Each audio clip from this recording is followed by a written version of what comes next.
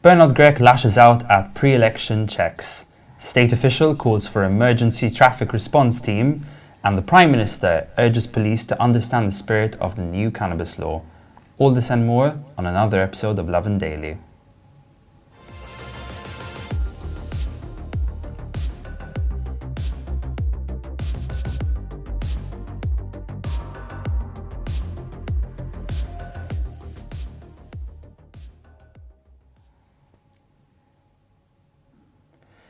Good evening, Malta and Gozo. Welcome to another edition of Lovin Daily. I'm Matt, joined by Johnathan today as we enter yet another week of Malta's electoral cycle for 2022. Today we have an interview with PN Candidate Julie Zahra after this, so be sure to stay tuned after the first part of this episode. John, do you want to kick things off? Absolutely. Let's jump into today's top story. Opposition leader Bernard GRECH has slammed the current check scheme that is happening in Malta as a corrupt attempt at vote buying. Now, if you are not aware, everyone in Malta, workers, pensioners, students, as well as people on social benefits are receiving either a €100 or €200 check at your home. Have you received it yet? I have not. You have not? I haven't either, but a lot of people have. And Bernard GRECH has called the scheme as a corrupt attempt at vote buying, something that even former Prime Minister Joseph Muscat and Dom Mintoff would never do. He in fact said that the two controversial former leaders had more decency, that's his words, than doing this check scheme.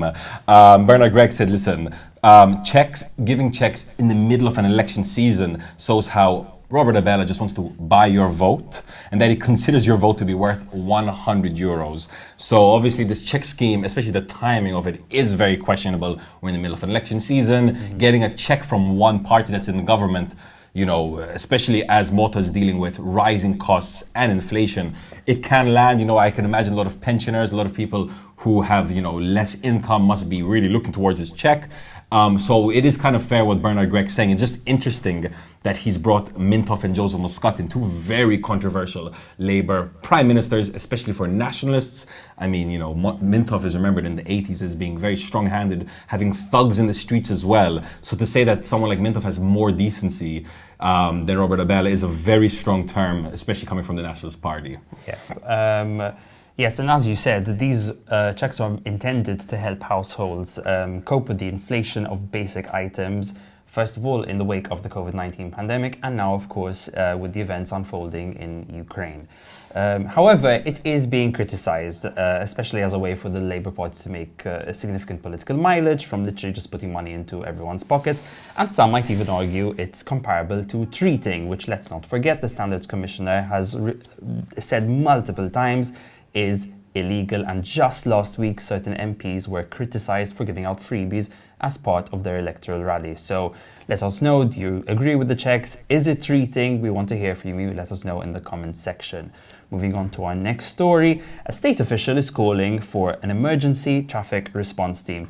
This comes, of course, after the horrid accident that there was in Santa Venera yesterday morning at around 3:30, I want to say, if I'm not mistaken, which saw most of Malta gridlocked for well into the late part of the morning yesterday.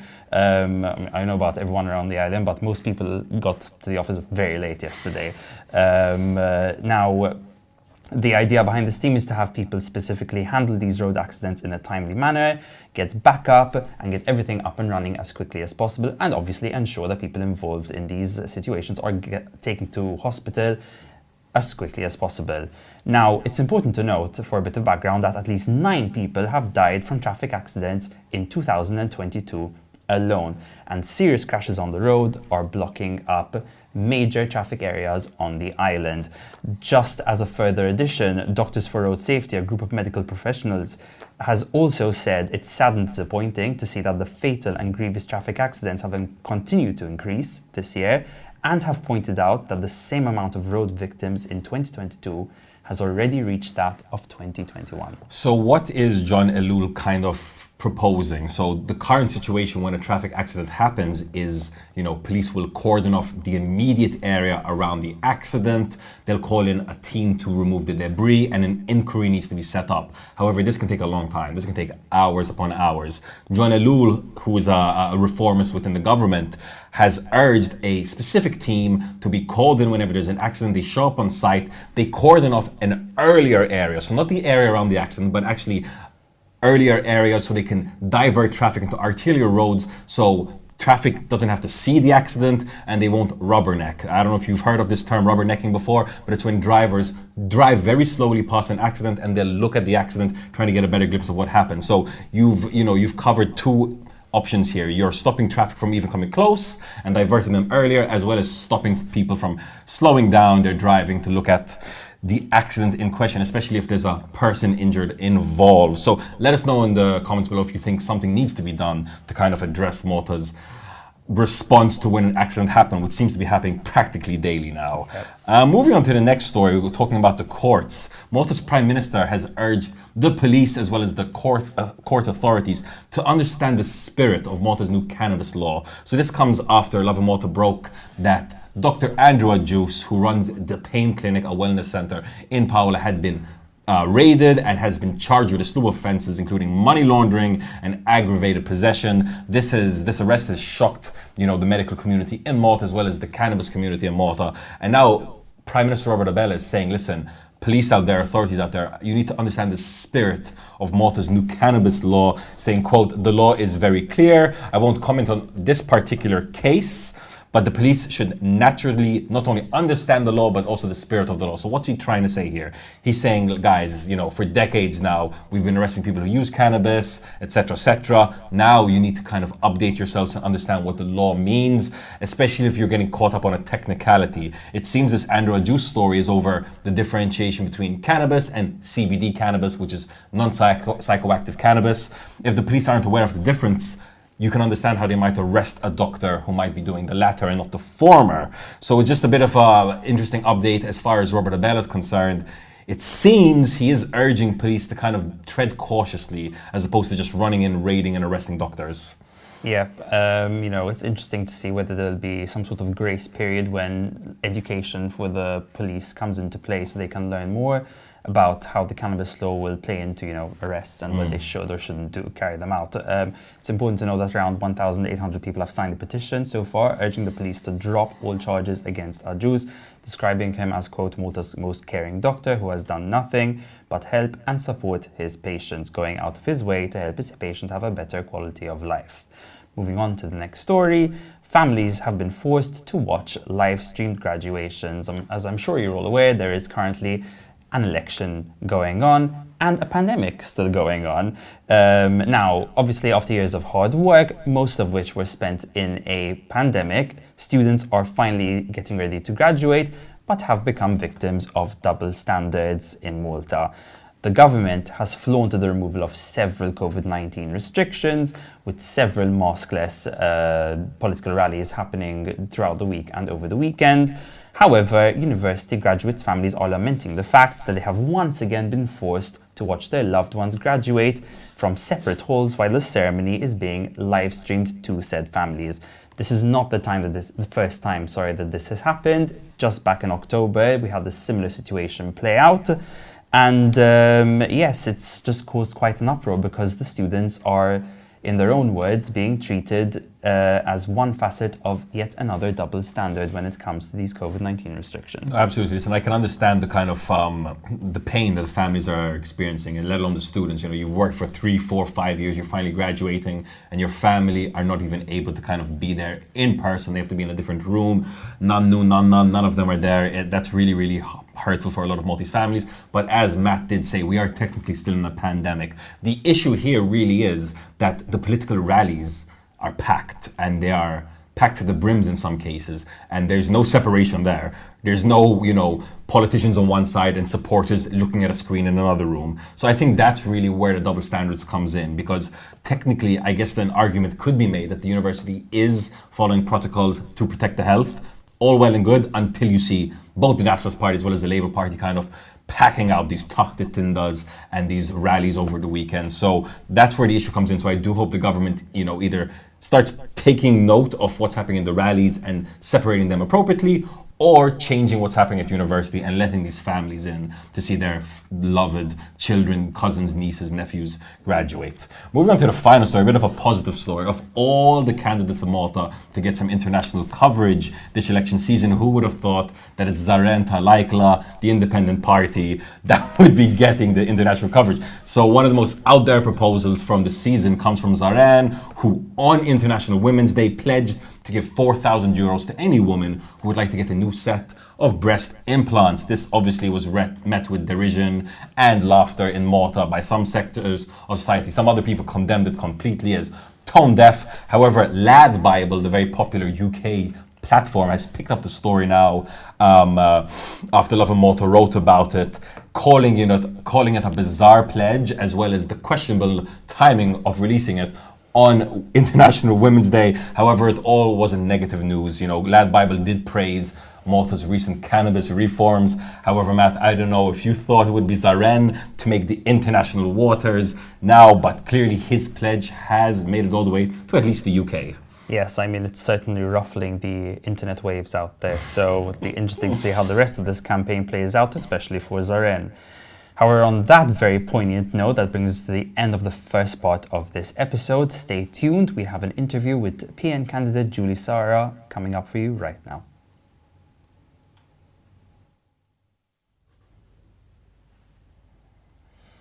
Hey guys, we're back on Lovin Daily. Today we've got a special guest in the building, PN Candidate Julie Zahra, candidate on the 4th and 8th districts. Julie, thanks so much for joining us this evening. Thank you so much, and thank you who's going to watch us there. Now, I wanted to bring you in to speak to you a little bit about kind of what you're campaigning on this election season. I know that mental health is a major platform in your campaign. Recently, you had made some headlines when you had actually appeared outside Mount Carmel in Attard, calling for more media access, more access to see what's going on inside Mount Carmel. This comes after reports of certain abusive conditions inside.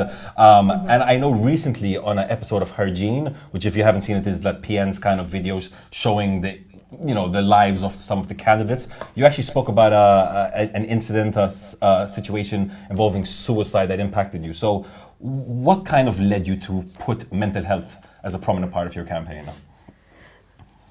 Il-fatt li kelli esperjenza ta' xi ħadd qrib tiegħi illi kien hemm suicide attempt u inħossni fortunata illi kont f'dak il-ħin, f'dak il-moment illi split seconds u kont hemm għal din il-persuna.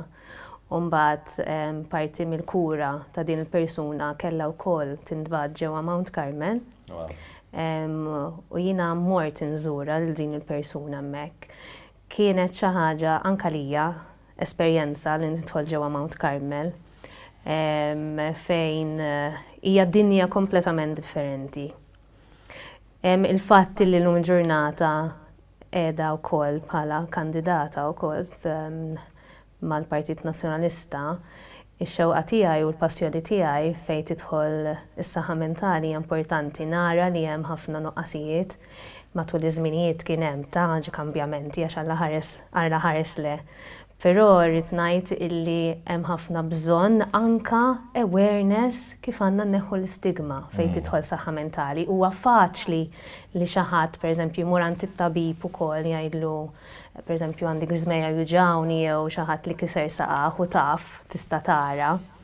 Imma anke l-fatt illi xi ħadd iħossu uncomfortable illi jmur għand tabib, tista' tmur għand il-GP tiegħek l-ewwel ħaġa, anke pereżempju il-fatt illi dak li jkun għaddej minn perjodu stressanti ħafna, forsi jkollok dik ċertu ansjetà jew palpitations, ma tistax torqod bil-lej, panic attacks. L-ewwel ħaġa li trid tagħmel huwa li tmur għand tabib. U mbagħad dak it-tabib jgħidlek forsi għandek bżonn tkellem xi ħadd ieħor li jispeċjalizza f'dak il-qasam. Jiġifieri hija xi ħaġa illi din l-istigma din il-biża' rridu nneħħuha u din tidħol ukoll fl-edukazzjoni. U apparti minn hekk hemm ħafna nuqqasijiet anke fejn tidħol kura, fejn tidħol prevention ukoll, jew prevention team, anke ġewwa Mater Day, anke l-emerġenza. Waħda hija waħda mill-proposti u l-pjan li għandna wkoll illi jkun hemm assistenza għal nies li jkunu għaddejjin minn ċertu problemi ta' saħħa mentali, dawn hemm nuqqas mod speċjali anke tfal u għażażagħ, għandna nuqqasijiet hemmhekk ukoll. Ġifieri hija xi ħaġa li vera nixtieq li Malta timpruvja ħafna u timxi l-qoddim fejn tidħol saħħa mentali. So how can Malta improve? Is it opening new homes like Mount Carmel? Is it having centers in each town or village? Is it education? What are some of the real life kind of policies that can be implemented? Waħda mill-pjanijiet u l-proposti huwa li il-Partit Nazzjonalista huwa kommess illi jagħlaq Mount Carmel u jinbena u jieħed viċin l-Isptar Mater Dei u jkun imma pjanata apposta fejn tidħol saħħa mentali, mhux ġast kemm tibni binja. Ġifieri jkun hemm il-ħsieb u jkun hemm ukoll diskussjonijiet fuq kif għandu jinbena sptar fejn tidħol saħħa mentali. When you went to Mount Carmel, were you shocked? Were you this is what you expected to see? What was your reaction when you actually went inside? Jiena dħalt fort partikolari għax ovvjament Mount Carmel huwa maqsum f'ħafna wards u f'ħafna bini differenti. Konti xokjata għal-fatt li anka l-istruttura hija kollox żmagat. U għandek il-problema li f'ċertu f'din il-ward partikolari jkun hemm ħafna nies bi problemi ta' saħħa mentali. Jiġifieri jekk ikollok xi ħadd li jipprova jagħmel attentat ta' suwiċidju u xi ħadd ieħor li qed jistenna biex imur għal rehabilitation ta' droga. Jew xi ħadd li qed jistenna jiskonta biex imur il-qorti għax għadu kif irrejpja tifla, kollha qegħdin fl-istess post. U din hija xi ħaġa li trid tiġi indirizzata llum qabel għada. Hija waħda mill-affarijiet li xxokkjajt ruħi iva. I think a lot of people watching will probably agree with you as well. Mbagħad inti semmejt iċ-ċentri ta' saħħa mentali. Malta jeżistu għaw 5, pero biex jaċċessom xi ħadd mhux daqshekk konvenjenti. Tajli Malta vera żgħira, però hawn min forsi minn post tal-post irid jaqbad ġiex karozzi tal-linja jekk m'għandhomx għajnuna tirħat li jwassalhom. Jiena wkoll nitkellem ma' nies li jaħdmu ġewwa dawn iċ-ċentri u jgħidulek m'għandhomx biżżejjed clinics fejn jaraw in-nies. Għandhom backlog mod speċjali anke ta' tfal li anke l-pandemija affettwat ħafna nies pjuttost anke tfal u l-każijiet qed jiżdiedu mhux qed jonqsu. U allura huwa importanti ħafna illi ikun hemm aċċessibilità, ikollna wkoll human resources għax għandna nuqqas fejn jidħlu nies jispeċjalizzaw f'dan il-qasam. U hija xi ħaġa li 2022 naħseb hija importanti. Barra minn Malta għandek Ministru tas-Saħħa Mentali, m'għandekx Ministru tas-Saħħa. Should we have a mental health minister in Malta? I would love to. Yes, it has to be addressed because it is not a small niche. It's so massive. And it needs to be addressed, yes. Moving on to a bit of a different topic. Recently, I think one of the biggest stories coming out from this election season is a bit of the back and forth that you and Minister Giulia Portelli had. Recently, you were on a show, and she seemed to take a dig at you that kind of belittled artists in general. She said something to the effect of, we're not on stage here, or something like this. Maħniex qed inkantaw fuq palk. That's exactly it. Yes. A lot of artists were not happy with this in Malta, and I'm saying across the board, theatre, actors, musicians. So, do you feel that artists in Malta are represented enough? Remember, we're coming out of a pandemic. A lot of artists haven't been able to perform for years. We have groups like the MEIA, kind of that were formed during the pandemic to represent them. Are artists represented enough in Malta? Dejjem hemm iktar xi jsir, u mod speċjali meta tisma' kumment bħal dak. U taf li ħafna mill-artisti batew waqt il-pandemija naħseb ma kienx kumment floku. U jiena wkoll li nagħmel parti mill-arti u l-kultura. Naħseb jisna xi kultant l-artist naġevolawh. U fejn ma nixtiequx jew ma rridux. Jisu mhux importanti. U nafu jiena bħala għallima tal-mużika wkoll u nagħlem it-tfal u l-istudenti tiegħi ngħidulhom jista' jkollkom karriera bħala mużiċisti, bħala DJs, bħala skultura, inti l-arti mhux kant biss u daq biss. U naħseb hija ħasra u tirrabja wkoll illi l-artist, is-soċjetà għandha bżonn l-artist. minna l-artist soċjetà tkun vera vaga u ta' dwejja. U l-artist għandu don. Ġifieri dawk kollha mbarra, dawk iż-żgħażagħ u l-istudenti li għandhom ħolma u anke jitilgħu fuq il-palk, tibżawx, għamlu l-ħolma realtà u tħallu l-ħadd minn waqgħakom għaċ-ċajt. U di qed ngħidilhom minn qalbi minn hawn. Hija importanti ħafna. Soċjetà mingħajr mużika u mingħajr arti hija soċjetà m'hemmx kultura. So you said that you teach, young students about arts, about music. So what do you see in them? Do they have aspirations to have a career in arts? Is it only a hobby? When they speak to you, how do they speak to you about their passion for this? Jiena għandi l-passjoni għalija, allura naħseb dik toħroġ awtomatikament u tagħmel naħseb lill-istudent tiġbdu iktar lejn il-mużika. U nieħu gost ħafna illi jibdew jgħidu li pereżempju ħanibda mmur nitgħallem il-kitarra jew pereżempju nixti nibda mmur nitkellem ndoq it-trumbetta. Għalfejn le, għax inti tesponihom u mbagħad f'idejhom mhux hekk. Però jiena nitkellem ħafna ngħidilhom pereżempju jiena grazzi għall-mużika. ħdimt ħafna trid taħdem u fuq kollox trid taħdem, it's not about just teaching. Ittihom l-skills, ittihom l-affarijiet. U ngħidilhom tant hemm affarijiet tista' tagħmel u mhux diżunur li tkun artist, vera forsi daqsxejn tbati. Absolutely. Però jekk taħdem għal xi ħaġa u temmen fiha, jirnexxielek.